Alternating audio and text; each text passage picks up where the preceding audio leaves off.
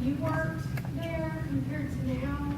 I mean, because you talked about how when you worked in the oil and gas industry, you know, you would make decisions about where to drill based on where people live, but you don't see that happening anymore. Never. I don't know how many of you folks know where Little Piney, Big Piney down here, beautiful streams running in. Well, one of the examples I use, we were going to drill for a company out of Tulsa, was their operating office. And when we got down and they give us, when we get a contract, those people a lot of times would kind of impose on you. Rather than hire somebody, they would ask us, well, we got to build this location for your equipment anyway.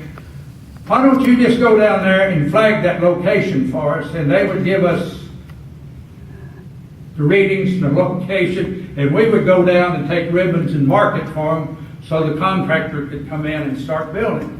Well, we went down to Little Piney, and whenever we checked it out, we was right on the bank of Little Piney. Well, I used to do a lot of fishing, like trout fish a little bit, bass and everything else. Beautiful stream and right close to it, but this was a new customer.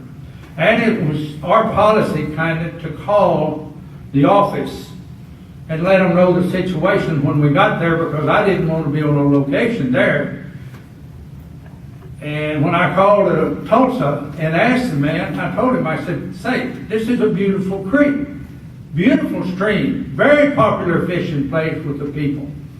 I said, I don't think it would be a good idea to locate this well this close to this creek.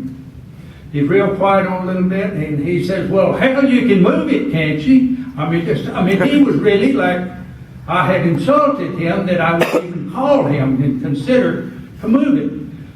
I've helped move locations for chicken houses, people's homes, horse barns, everything. We didn't, if you was around something, you didn't want to disturb the farmers back then. I think we'd probably have afraid somebody would shoot you.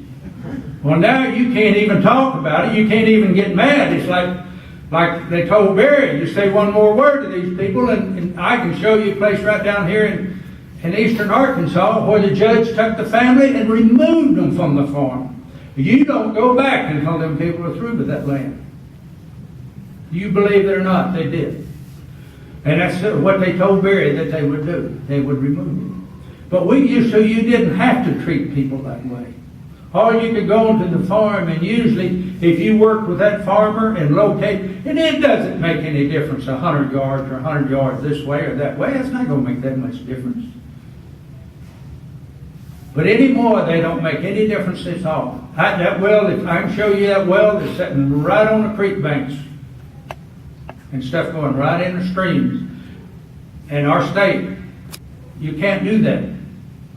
But they're all too big to regulate.